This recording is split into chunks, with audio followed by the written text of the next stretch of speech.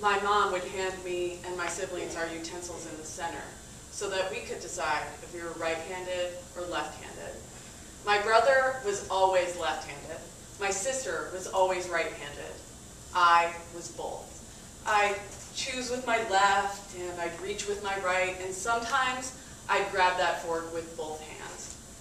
And like that tiny action, the map of my life is one not of choosing the right fork or the left fork, but both. I was born into a family of 2 males and 2 females, all of whom had blonde hair and blue eyes. I was born with those same blue eyes, but auburn hair, until I joined the grunge movement at age 14. It's 9th grade, and my best friends Shannon, Anna, and I are totally wannabe bad girls. We decide we totally need to dye streaks of color into our hair because Manic Panic hair dye stands on the precipice between subversive and cliche. We get Cherry Bomb Red for Shannon and Anna and Passion Plum Purple for me. We go into Anna's garage and they each dye little streaks of red into their hair. By the time we get to me, I just say, whatever, and dye the entire thing purple. 2 days before my confirmation at church. That Sunday, I go up to the front of the church with the rest of my confirmation class and kneel as the minister goes about his business of confirming us one by one down the line. When he gets to me, he stops. He smiles and says, I like it. Some people would choose either to dye their hair purple or get confirmed at church. I did both. I'm 16 and I'm in Russia with a bunch of other teenagers as student ambassadors. It's about 3 years after the revolution, and what else are a bunch of teenagers going to be doing in post-revolution Eastern Europe? So we decide to pierce each other with safety pins. Now, don't worry, we were safe. We would burn the safety pins in between each piercing so as to not spread infection and do ear after ear after ear. One day, between St. Petersburg and Pskov, we realized that ears weren't enough.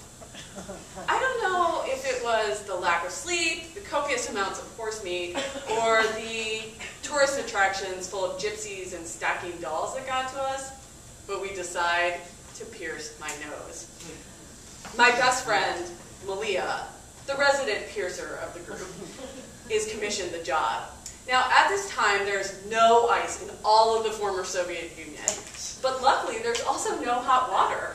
So the hot tap runs cold as ice. We run my nose under the ice-cold hot water for about 2 minutes. I tell Malia, whatever happens, don't stop. She takes the safety pin and slowly pushes it through layers of skin and cartilage. I start saying, stop, stop, and she says, no. And before I know it, I have a safety pin sticking out of my nose.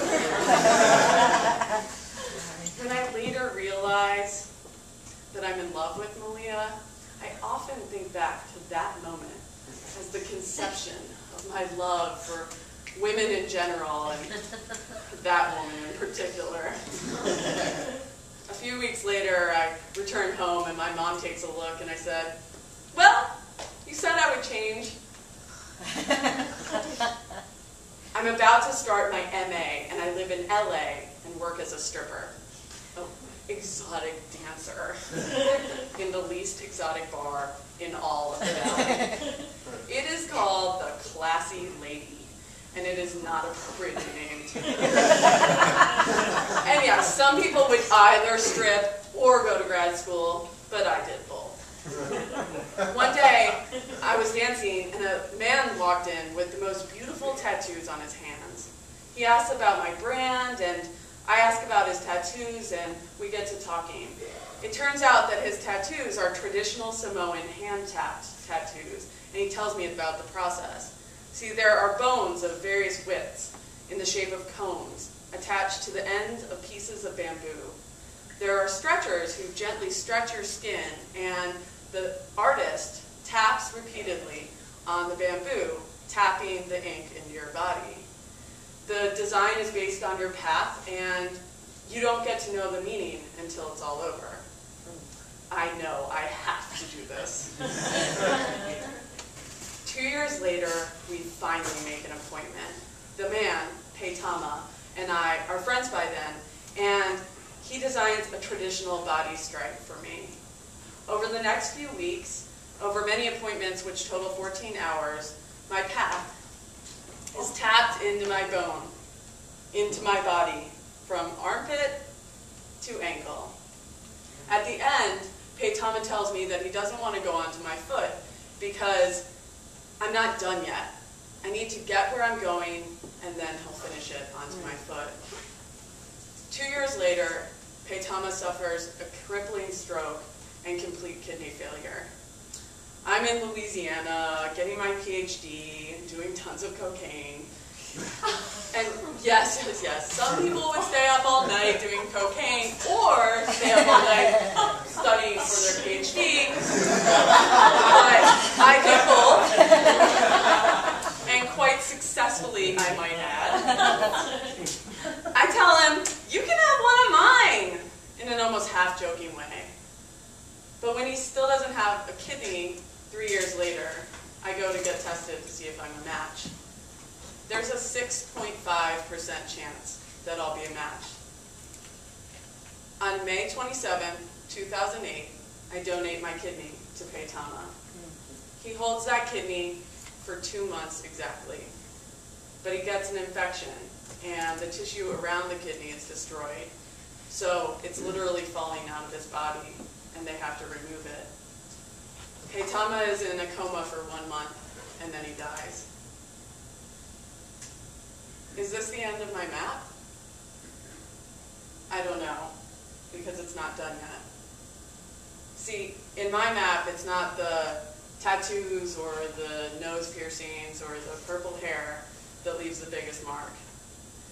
It's that kidney, that absence, that hole, that missing piece. It's that paradox, the donation of life that brought about death, that I can't seem to reconcile. It's the one dichotomy inside of me that leaves me aching for one correct choice. Right fork or left fork? I don't know. And this time, I can't choose both.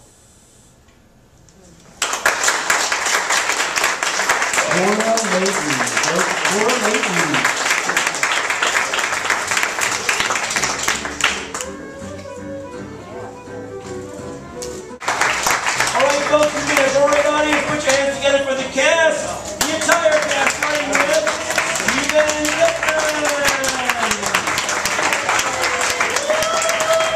Joanna Briley, Cora Layton, Ashley Lazaro, Kent Wood,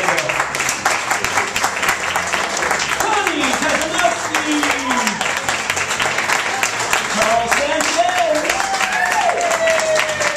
and Jeffrey Lender. Good job, guys. You're awesome. Thank you all for coming. Have a great night.